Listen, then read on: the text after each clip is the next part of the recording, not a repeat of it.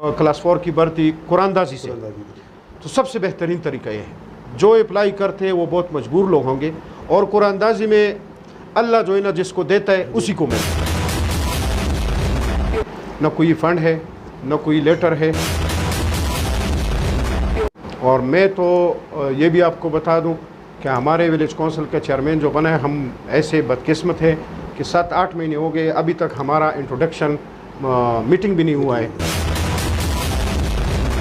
शफाफियत कहीं पे भी नहीं है। करप्शन आपको भी पता है, सबको पता है कि पिछले हुकूमतों से ज़्यादा है, कम नहीं है। मैंने तो आपको पहले बताया कि अभी तक हमारा इंट्रोडक्शन तारुफ़ी मीटिंग भी नहीं हुआ अभी तक, तो इख्तियारात का तो किसी को पता ही नहीं। जब मीटिंग ही नहीं है तो इख्तियारात कैसे? 5 साल हमने हुकूमत की है, और आपको भी पता है कि पूरे सूबे में रिकॉर्ड तरक्याती काम हुए हैं।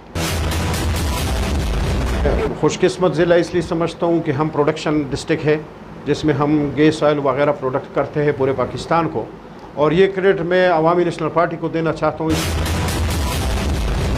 गैस रॉयल्टी का हमारा जो अपना हक है, सुनने में तो ये भी आया है, बाखबर ज़राए से हमने सुना है कि वो फ़ंड जो है ना कभी सवात में इस्तेमाल होता है, कभी नौशेरा में इस्तेमाल होता है, कभी पेशावर में इस्तेमाल होता है।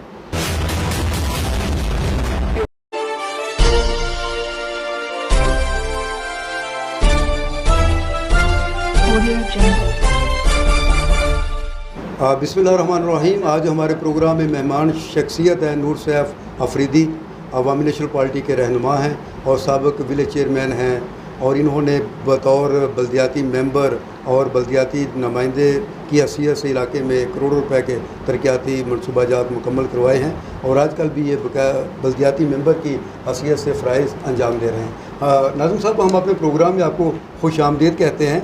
आप ये बताएं कि ये बल्दियाती निज़ाम के तहत जो नई हुकूमतें बनी हैं, इनमें कोई आपको पावर मिली है या नहीं मिली? औज़ुबिल्लाहि मिनश्शैतानिर्रजीम, बिस्मिल्लाहिर्रहमानिर्रहीम। सबसे पहले मैं तो आप लोगों का बहुत मशकूर हूँ कि आप लोगों ने मुझे टाइम दिया है और मुझे बुलाया है कि मैं अपने ख़यालात का इजहार करूँ, हंगू में क्या हो रहा है, कैसे हो रहा है, और बल्दियात का निज़ाम कैसा है। आपने जो क्वेश्चन किया है, हमारा तकरीबन 7-8 महीने हो गए कि इलेक्शन हो गया है बल्दियात का, और हंगू डिस्ट्रिक्ट में अभी तक कुछ भी नहीं है। आपको भी पता है, आप मीडिया से रिलेटेड है, न कोई फ़ंड है, न कोई लेटर है। और मैं तो ये भी आपको बता दूं कि हमारे विलेज काउंसिल का चेयरमैन जो बना है, हम ऐसे बदकिस्मत है कि 7-8 महीने हो गए, अभी तक हमारा इंट्रोडक्शन मीटिंग भी नहीं हुआ है। किसी को भी नहीं बुलाया है, न काउंसलर को, लीडी, और एक दूसरे के साथ हम मिले नहीं है अभी तक।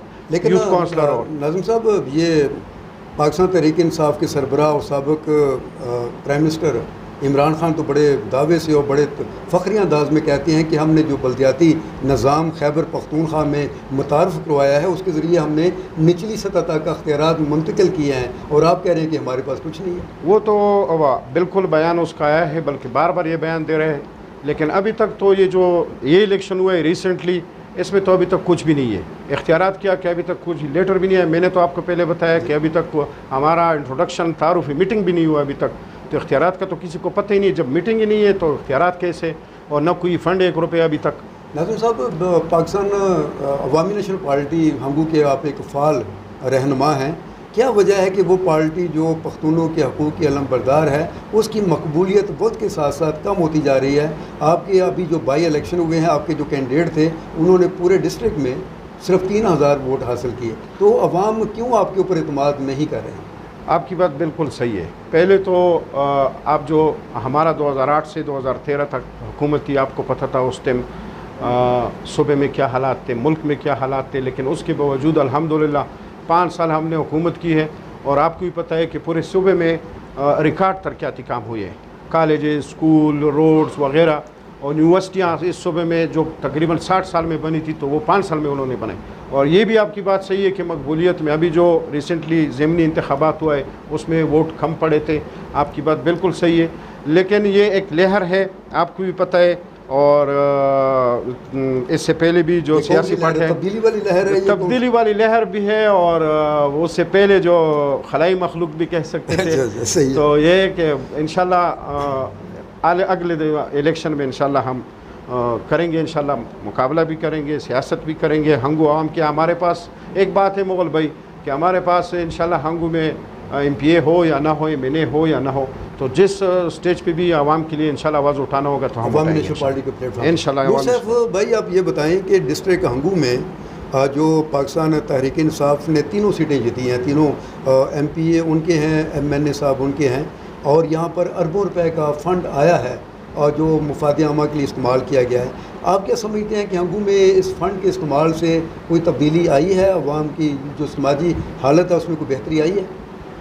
सबसे पहले मौल भाई तो हंगू का मैं खुशकिस्मत ज़िला इसलिए समझता हूँ कि हम प्रोडक्शन डिस्ट्रिक्ट है जिसमें हम गैस ऑयल वगैरह प्रोडक्ट करते हैं पूरे पाकिस्तान को, और ये क्रेडिट मैं अवामी नेशनल पार्टी को देना चाहता हूँ इसलिए कि सब लोग इनसे बाखबर है कि जो ये रॉयल्टी है, रॉयल्टी के मद में जो फ़ंड मिल रहा है तो ये अवामी नेशनल पार्टी का कारनामा है। 18वीं तरमीम के उसमें हिस्से में तो यहाँ तो ज़्यादातर फ़ंड आपको भी मालूम है कि ये गैस रॉयल्टी के मद में आता है, और पैसे लगे भी है, ये मैं नहीं कह सकता कि नहीं लगे, गलियाँ कूचे ये वो रोड बने हैं, लेकिन मेरे हिसाब से हंगू के लिए कि ऐसा कि जिससे हंगू के आवाम या ऐसा कोई सोच, ऐसा कोई प्लानिंग कि यहाँ कोई कारखाना हो सकता है, यहाँ कोई मतलब मदनियात भी है हमारे पास, या इसके अलावा कोई बड़ा कॉलेज यूनिवर्सिटी, मैं तो समझता हूँ कि हमारा डिग्री कॉलेज है, इसको तो कम से कम पोस्ट ग्रेजुएट करना चाहिए ताकि बच्चे हमारे इधर MA MSc कर सके।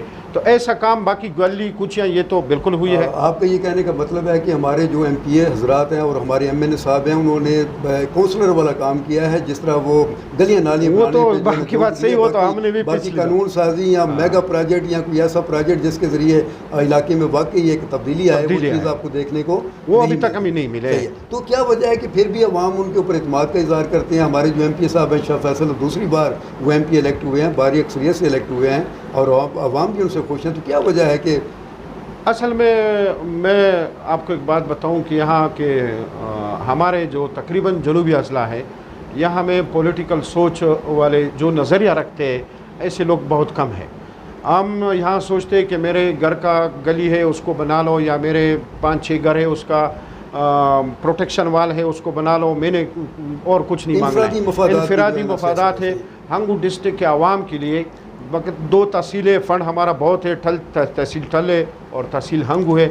इस दफ़ा फ़ंड भी बहुत आया है, बल्कि गैस रॉयल्टी का मैंने आपको पहले बताया, लेकिन आवाम को भी ये होना चाहिए कि इनसे डिमांड करे कि हमारे लिए एक ऐसे प्रोजेक्ट करे या हमारे डिस्ट्रिक्ट के पैसे कि हमारे बच्चे और हमारे मुस्तकबिल इससे बने और हमारे बच्चे मुस्तफीद। ठीक है, आप एक किस्म का जो है ना वो अज़म इत्मीनान कर रहे हैं मौजूदा जो PTI की जो लीडरशिप है, और कि वो फ़ंड का सही इस्तेमाल नहीं हो रहा, मेगा प्रोजेक्ट्स नहीं बन रहे। लेकिन ये क्या बाकी जो सिविल सोसाइटी है, बाकी जो सियासी जमातें, उनकी जिम्मेदारी नहीं बनती कि कम अज़ कम इनके ऊपर चेक एंड बैलेंस रखते हैं और इनको पॉलिसियाँ देते कि आप ये पैसे जो हैं ये कौम का पैसा है, आप इन मकासद के लिए इस्तेमाल करें? आप लोगों ने भी तो अपनी जिम्मेदारी पूरी नहीं की। बिल्कुल बनती है, ये बिल्कुल आपकी बात सही है कि हम भी इसी हंगू डिस्ट्रिक्ट से है, जमीयत उलमा इस्लाम भी है, मुस्लिम लीग नून भी है, पीपल्स पार्टी भी है, चाहे थोड़े बहुत है लोग, और PTI के लोग भी है। PTI की तो हुकूमत है, 10 साल से तकरीबन 10 साल होने वाले हैं हमारे सूबे में इनकी हुकूमत है, सबकी ज़िम्मेदारी है।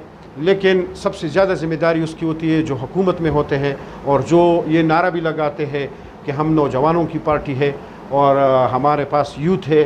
तो यूथ के लिए उन्होंने मेरे ख्याल से अभी तक तो मैंने कुछ नहीं देखा है कि यूथ के मुस्तकबिल के लिए कुछ किया होगा कि हमारे इससे हमारे यूसुफ भाई आजकल ज़िला हंगू में जो डिस्ट्रिक्ट जेल है और उसके अलावा बाकी जो मकामी सतह पर नौकरियों के जो मुख्तलिफ मराहिल हैं, उनमें बेकायदगियों की बाज़ गश्त जो है वो आम है। कहा जाता है कि डिस्ट्रिक्ट जेल की जो असामियाँ हैं जो लोकल सतह पर थी, उनमें दीगर अजला के लोगों को अपॉइंट किया गया है, मेरिट, इंसाफ और शफाफियत का दरन तख्ता कर दिया गया है। और बड़े अफसोस की बात है कि मकामी जो नौजवान हैं, हंगू यूथ असम्बली है, यहाँ पर पॉजिटिव यूथ असम्बली के लोग हैं, बाकी जो सिविल सोसाइटी के जो तंजीमें हैं, सब इस पर एहतजाज कर रही हैं। और उस एहतजाज की रोशनी में आप क्या समझते हैं कि वाकई यहाँ के जो नौकरियाँ हैं उनके ऊपर बाहर के लोगों को भर्ती किया गया है? अगर ऐसा किया गया है तो उसका ज़िम्मेदार कौन है? मुग़ल भाई, ये तो आप तो कह रहे हैं कि अगर हुआ है, मेरे हिसाब से तो कल रात को मैंने 1-2 पोस्ट देखे हैं, हुए नहीं, तस्दीक भी किया है। और हमारे ये PTI पार्टी के भाई है, लोग हैं और बहुत ज़िम्मेदार लोग हैं, उन्होंने पोस्टें लगाई हैं।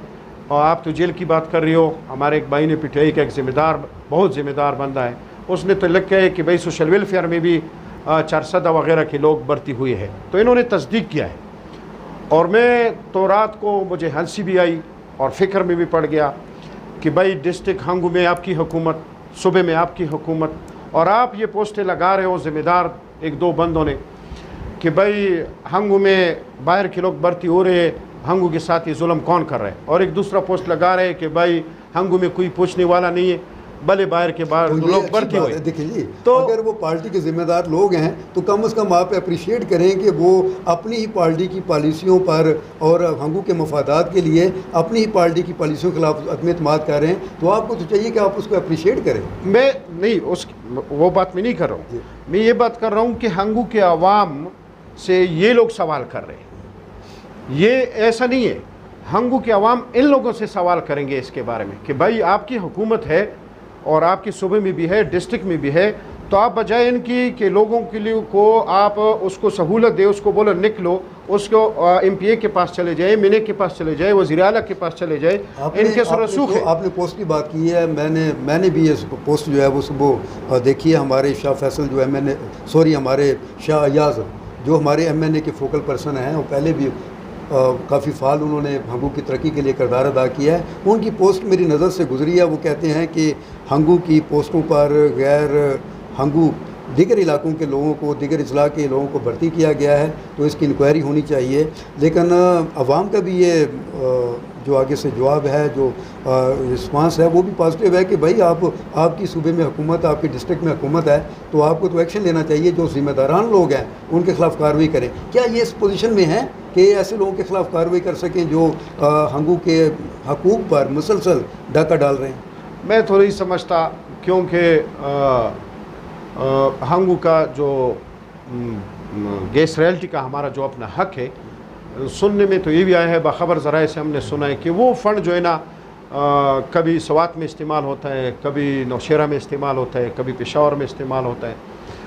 तो ये जो अगर इतने बाअसर लोग हैं जो 400 से या पेशावर से या सवाबी से, एनीवे किधर से भी हंगू में वहाँ से जो है ना उसको भर्ती कर रहे हैं, तो मेरा ख्याल है कि ये उनके खिलाफ कुछ भी नहीं कर सकते। अभी तो शाह फैसल जो हमारे MP हैं वो भी कह रहे हैं कि मैं उनके खिलाफ एक्शन लूँगा जिन्होंने आइन और कानून की दचकियाँ बिखेरते हुए और जो शेड्यूल है, जो प्रोसेस है, उसको वायलेट करते हुए ऐसे लोगों को भर्ती किया है जो यहाँ भर्ती होने के अहल नहीं थे। तो उनका तो ये कहना है कि मैं इस पूरे सेटअप को मैं देखूँगा और जो जिम्मेदारान होंगे उनके खिलाफ कार्रवाई करेंगे। क्या उनके पास ये मैंडेट है कि डायरेक्टर और डिप्टी डायरेक्टर लेवल के या इस तरह के 18-19 ग्रेड के जो अफसरान हैं जिन्होंने इस लेवल पे ये काम किया, उनके खिलाफ ये कोई एक्शन ले सकते हैं? मेरा नहीं ख्याल कि ये उनके खिलाफ एक कर सकते। अगर शाह फैसल, एक बात बताऊँ मोगल भाई कि ये 2008 से 2013 में अवामी नेशनल पार्टी की हुकूमत थी इस सूबे में,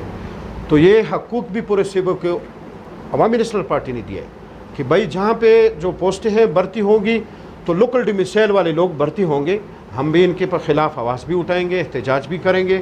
और एक वो सूबे में एक आइन और कानून, अगर शाह फैसल MPA साहब इनके ख़िलाफ़ उठते हैं, हम उनके साथ हैं। हम हंगू के अवाम के लिए ये भी नहीं देखेंगे कि वो PTI के MPA है या GUI के MNA है, कोई भी है, जो भी आवाज़ उठाएगा हंगू के अवाम के लिए और उसके हक़ के लिए उसके ख़िलाफ़ खड़ा होगा, हम उनके साथ होंगे। लेकिन डायरेक्टर के ख़िलाफ़ मैं नहीं समझता हूँ कि वो ऐसा एक्शन ले। हाँ, एक बात हो सकता है, अगर वो अपनी प्रोविंशियल असेंबली में इस चीज़ को उठा ले और उस पर वहाँ पे ये बहस कर ले तो शायद हो सकता है कि कुछ हो जाए। बाकी अगर वज़ीर आला ने कोई एक्शन लिया है तो वो मेरे ख्याल से DI खान में जो एहतजाज भी हुए, उनका दौरा भी हुआ है, तो वहाँ के लोगों ने वज़ीर आला के दिमाग में एक चीज़ बैठाया है कि भाई हमारे साथ जुल्म हुआ है, अल्लाह करे उसी की वजह से हंगू के अवाम का भी अजाला हो जाए, तो उस पर भी हम खुश होंगे। बाकी जो भी इनके खिलाफ एक्शन लेगा हम उनके साथ खड़े होंगे हंगू के अवाम के लिए इंशाअल्लाह। भाई आप ये बताएं मुझे कि इस वक्त अगर जिस तरह के मुल्क का पॉलिटिकल सिनेरियो बना हुआ है, अगर इस वक्त हमारी असम्बलियाँ डिज़ॉल्व हो जाती हैं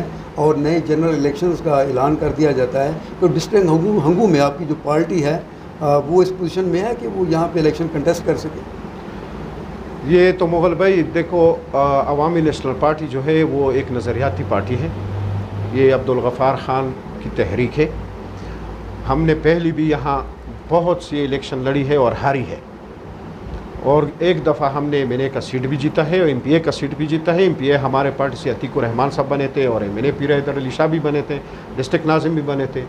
हम सियासत इसके लिए नहीं करते कि हम इलेक्शन खामखा जीतेंगे MPA, हाँ कोशिश करेंगे, हम करेंगे, इसलिए करेंगे, इलेक्शन भी लड़ेंगे इंशाल्लाह। हमारे पास कैंडिडेट भी है और इंशाल्लाह आने वाले दिनों में नई नई बड़ी बड़ी शमूलियतें भी होने वाली है, और हम हंगू के आवाम की जो भी इसका हकूक़ है और इसके हकूक़ पे नौजवानों के जिस तरह भी है जो भी डाका डालेगा उसके ख़िलाफ़ इंशाल्लाह हम देखिए सैफ अफरीदी साहब, डिस्ट्रिक्ट हंगू में आज तक पिछले 10-12 सालों में हर पार्टी के जो अकाबरीन हैं, नौजवान हैं, हमारी जो सिविल सोसाइटी है वो हर जगह पर एहतजाज करती हुई नज़र आती है कि क्लास 4 की जो नौकरियां होती हैं वो मखसूस लोगों को दी जाती हैं, और हमारे जो MPA साहबान हैं और MNA हैं वो अपनी मर्ज़ी के लोगों को MPA के तौर पर क्लास 4 के तौर पर भर्ती करते हैं। क्या क्लास 4 मुलाजमीन की भर्ती का जो क्राइटेरिया है MPA या MNA, क्या ये क्राइटेरिया काबिल कबूल है या इससे बेहतर भी कोई ऑप्शन है यहाँ पर? मेरे हिसाब से तो जो मुग़ल भाई क्लास 4 नौकरी के लिए जो भी अप्लाई करते हैं ना, तो वो इंतहाई मजबूर बंदा होगा, क्योंकि उन्होंने एजुकेशन नहीं किया है, उनके पास पैसे नहीं होंगे, एजुकेशन नहीं किया है और कुछ नहीं। क्लास 4 के लिए मैं समझता हूँ कि क्लास 4 का अगर आप बोले कि मेरिट कर ले तो मेरिट भी क्लास 4 में कैसे होगा? मेरा तो एक जिस तरह पहले हंगू में DC साहब, नाम तो मैं भूल गया हूँ, सरमद सलीम साहब, उन्होंने किया था क्लास 4 की भर्ती कुरानदाजी से। तो सबसे बेहतरीन तरीका ये है, जो अप्लाई करते हैं वो बहुत मजबूर लोग होंगे, और कुरानदाजी में अल्लाह जो है ना जिसको देता है उसी को मिलता है। आपका बात करने का मतलब ये है कि हमारे जो MPA साहिबान हैं उनको जो है ना इसमें मुदाखलत नहीं करनी चाहिए, जो भी क्लास 4 के लिए अप्लाई करे और थ्रू कुरानदाजी ड्रा के जरिए जिसका भी नाम निकले वो जो ना सब हंगू के अवाम है, सब लोग इनको वोट देते, किसी को देते, वो एक अलग बात है, लेकिन मजबूर लोग, मैंने तो पहले आपको बताया कि क्लास 4 के लिए जो अप्लाई करते वो गरीब लोग होते, तो उसमें जो है ना मेरा ख्याल है वो नहीं करना चाहिए, कुरानदाजी से करके जिसको अल्लाह देते है उसको दे दे। Being positive worker of Awami national party, मैं आपसे ये पूछता हूँ कि खैबर पख्तूनख्वा की हुकूमत और पाकिस्तान तहरीक इंसाफ शफाफियत, मेरिट और इंसाफ की बात करती है, ये तीनों खसूसियात आपने 8 सालों में देखी हैं तो कितने % आपने देखी हैं? देखो मौल भाई, आप हमसे ज़्यादा जो है ना जानते हो इस चीज़ को, लेकिन मैं भी एक सियासी वर्कर के उसके हिसाब से आपको बताता हूँ कि शफाफियत कहीं पे भी नहीं है। करप्शन आपको भी पता है, सबको पता है कि पिछले हुकूमतों से ज़्यादा है, कम नहीं है। इसी तरह अभी जो आप शफाफियत की बात कर रहे हो, तो रिसेंटली यही शफाफियत कैसे है कि भाई बाहर के डिस्ट्रिक्ट के लोग हंगू की नौकरियों पे जब भर्ती हो रहे, वहाँ से जो है ना उठा के यहाँ ला रहे, तो ये शफाफियत कहाँ से आ गई? शफाफियत तो इसको हम नहीं कहते, शफाफियत तो है कि जिसका हक है उसको दे, उसको शफाफियत कहते हैं। बाकी करप्शन तो आपको पता है। मांडा आपका जो ना एरिया है, ये आपका जो है ना विलेज काउंसिल है, यहाँ से पिछली बार आप विलेज चेयरमैन थे, लेकिन इस बार विलेज चेयरमैन का आपने इलेक्शन लड़ा और आपके मद्दे मुकाबल शाह यास थे पाकिस्तान तहरीक इंसाफ की तरफ से, और उन्होंने डिस्ट्रिक्ट हंगू में सबसे ज़्यादा विलेज चेयरमैन के इलेक्शन में उन्होंने वोट हासिल किए। उन्होंने इतने ज़्यादा वोट हासिल किए कि 62 विलेज काउंसिलों में किसी जगह पर भी 64 में किसी ने इतने वोट हासिल नहीं किया। क्या ये उनकी इलाके में उनकी खिदमात हैं, तरक्याती मनसूबाजात हैं, देखो मुग़ल भाई, अखलाक है, या आपसे लोग मुतमिन नहीं थे? क्या वजह थी? मैं आपको एक बात बताऊँ, बिल्कुल सही है, शायाज भाई और मैंने अगेंस्ट और भी कैंडिडेट थे, लेकिन आपको भी पता है मुकाबला हम दोनों के दरमियान था। शायाज भाई ने इलेक्शन भी जीता है, मैंने उसको मुबारकबाद भी दी है और हमारे कौंसिल का चेयरमैन भी है। लेकिन एक बात बता दूँ, मैं पिछली दफ़ा 327 पे चेयरमैन बना था, इस दफ़ा तकरीबन 550 से ऊपर, कुछ 600 कुछ कम मैंने वोट लिया। अल्हम्दुलिल्लाह मेरा इमेज ऊपर आया, नीचे नहीं आया। एक तो ये बात है। दूसरी बात यह है कि उनकी हुकूमतें तकरीबन 8-9 साल बल्कि 10वां साल शुरू है, और सबसे अहम बात जो इलेक्शन में हमारे साथ हुआ है, शयाज भाई MNA के पर्सनल सेक्रेटरी थे, तो इलेक्शन कैंपेन के दौरान तकरीबन 1.5-2 महीने में उन्होंने ऐसे प्रोजेक्ट डाले थे और रखे थे, काम शुरू नहीं कर रहे थे। इलाके के मसाइल थे लेकिन ये नहीं कर रहा था। एन इलेक्शन कैंपेन के दौरान आपको भी पता है, सब हंगू को पता है, गली कूचा, ट्रांसफार्मर, खंबे और वगैरह वगैरह, पता नहीं कुछ तकरीबन 3 से 3.5 करोड़ रुपए हमारे विलेज कौंसिल में उन्होंने, हाजी ख्याल जमान अल्लाह उसको बख्शे, उसका फंड उन्होंने रखा था, टेंडर हुए थे सब कुछ, लेकिन काम ही नहीं कर रहा था। तो एन उस दौरान में 3 से 3.5 करोड़ हमारे गाँव में तकरीबन उन्होंने कुछ खंबे, ट्रांसफार्मर और तारे वारे बिजली के और कुछ काम तकरीबन 40-50 लाख रुपए का तो उधर भी काम किया है। तो ये सब गांव में, और लोग भी जो है ना काम मांगते हैं 10 साल से हुकूमत में, फिर इन कैंपेन में 3-3.5 करोड़ लगाना, और वो इलेक्शन उन्होंने जीता है, लेकिन मैं अपने सियासी इमेज मेरा बेहतर हुआ है। ये इसको तो हम सियासी स्ट्रेटजी कहते हैं, प्लानिंग कहते हैं, और वो एक बेहतरीन वर्कर है कि जिसने इन तमाम हथियारों को इस्तेमाल किया है अवाम को अपनी तरफ मोटिवेट करने के लिए। आपके पास भी तो ऑप्शन मौजूद था कि आप इलेक्शन कमीशन से, RO से रजू करते कि इलेक्शन कवानीन की खिलाफ वर्जी हो रही है, तो आपने ऐसा क्यों नहीं किया? आपने भी तो खामोशी इख्तियार किया। बिल्कुल, ये मेरे पास ऑप्शन था कि, लेकिन सियासत एक ऐसा चीज़ है मुगल भाई, आपको भी पता है कि मैंने तो कोई कंप्लेन नहीं किया, और अगर कंप्लेन करता, एक बात बता दूं, मैंने कंप्लेन भी नहीं किया। हमारे विलेज कौंसिल भी इसी नाम पे है, मर्दुखेल विलेज कौंसिल मर्दुखेल में मैं गया कंपेन के दौरान, तो वहाँ पे एक बंदे ने मुझे बोला है कि भाई शायाज भाई, हमको ये गली बना रहा था, लेकिन उसने बोला है कि नूरसैफ ने हमारे ऊपर स्टे ऑर्डर लिया है। तो मैंने मस्जिद में उठ के मैंने अपना कंपेन भी किया, और मैंने बोला मैं तो यहाँ उसको आप बुलाओ, कुरान पे हाथ रख के, मैं भी रखता हूँ वो भी रखता है, कि मैंने कोई वो नहीं किया, मैंने तो कोई इतराज़ किया ही नहीं था, न स्टे लिया था। तो ये प्रोपेगेंडा हो रहा था मेरे पीछे। अगर करता तो ये जो लोग वोट देते वो भी फिर नहीं देते। सियासत तो ऐसा चीज़ है, आपको पता है कि अगर मैं उस पर इतराज़ करता कि भाई ये गैस का मीटर लगा रहे, या रोड बना रहे, या खंबा दे रहे, तार दे रहे, तो उन लोगों को ये फिर बता, देखो मैं ये करता, कम्युनिटी में आपकी साख और भी ख़राब हो जाती। तो इस वजह से तो नूर साहब भाई, आखिर में मैं आपसे ये पूछता हूँ कि खान साहब की हुकूमत है, पंजाब में भी तब्दीली आई है, खैबर पख्तूनख्वा भी उनकी हुकूमत है, पाकिस्तान तहरीक इंसाफ जो है, खान साहब को मरकज़ से निकाल दिया गया, इसको इम्पोर्टेड हुकूमत लाई गई है, ये PTI के कारकुनान कहते हैं। आप क्या समझते हैं, वाकई आलमी सतह पर खान साहब के ख़िलाफ़ साजिश हुई है? देखो, ये तो मुल्क की सियासत की बात है, लेकिन फिर भी ये मैं समझता हूँ, अगर इंटरनेशनल वो है इनके ख़िलाफ़, जिस तरह ये कह रहे कि साजिश है, तो साजिश तो वो लोग नहीं आए कि इनके असेंबली में घुस के इनके ख़िलाफ़ साजिश किया है। इनके अपने लोग इनसे चले गए, इनके अपने लोग इनसे चले गए। जिस तरह आपको पता है क्या नाम है उसका, जहांगीर तरीन और अलीम ख़ान, और ये पेशावर में जो है नूर, ये इनके अपने लोग इनसे चले गए। जब इनके अपने लोग, वो तो इन हाउस पॉलिटिकल सिस्टम था, उस सिस्टम के तहत जमहूरी प्रोसेस के तहत अदम एतमाद हुआ है, इनके खिलाफ वोट ज़्यादा है। जिस तरह अभी इन्होंने किया है पंजाब असम्बली में, परवेज़ इलाही को जो है ना 10 वोट उसके रिजेक्ट थे, सुप्रीम कोर्ट ने बहाल किए, तो परवेज़ इलाही वज़ीर आला बन गए। इसी तरह वो भी जमहूरी प्रोसेस था, हो गया इनके खिलाफ। मैं तो समझता हूँ कि बाहर से तो कोई नहीं आया। हंगू की तरक्की के लिए, मजहबी रवादारी के लिए, और सियासी फ़हम फ़रासत और सियासी बर्दाश्त को फ़रोग़ देने के लिए आप ज़िला हंगू के अवाम को, सियासी और मजहबी जमातों को, सिविल सोसाइटी को क्या पैगाम देना चाहेंगे? मुग़ल भाई, मैं तो सबसे पहले जो मजहबी जमातें हैं, चाहे हंगू में अहले तशी भी है, अहले सुन्नत भी है, और भी है, इन सबको हंगू के अवाम का ख्याल रखना चाहिए, और दोनों तरफ से मजहबी अक़दार का भी ख्याल रखना चाहिए। इसके अलावा जो भी सियासी पार्टियाँ हैं, जितनी भी है, या सिविल सोसाइटी है, या और जो तंजीमें हैं, मैं सबको ये मैसेज देना चाहता हूँ कि सियासत अपनी जगह, इलेक्शन अपनी जगह, सोच फ़िक्र नज़रिया अपनी जगह, लेकिन हंगू के अवाम के लिए सब एक हो जाए। हंगू के अवाम का हक़ सूबे के पास हो, मरकज़ के पास हो, जिसके पास भी हो, हमने उसके ऊपर कोई किसी के साथ कंप्रोमाइज़ नहीं करना है। और ख़ासकर नौजवानों के जो हकूक़ है, नौकरियां हैं, और कुछ है, पोस्ट है, जो भी है, एडमिशन्स है यूनिवर्सिटी में, जो कुछ भी हमारा हक़ है, उनके लिए सब मुतहद हो जाओ, और हंगू के अवाम का हक़ किसी को ना दो। बहुत शुक्रिया। ये थे नूर सैफ अफरीदी, अवामी नेशनल पार्टी के सूबाई रहनुमा और साबिक़ विलेज चेयरमैन। इनसे हंगू की सियासत के साथ साथ पाकिस्तान की सियासत के ऊपर तफसील के साथ बात की गई है। इनके ख़यालात से मेरे नाज़रीन किस हद तक मुतमिन है, ये मैं उन पे छोड़ता हूँ। इंशाल्लाह अगले प्रोग्राम में एक नए मेहमान के साथ हाज़िर होंगे। उस वक्त तक के लिए इजाज़त दें। खुदा हाफ़िज़। बहुत शुक्रिया।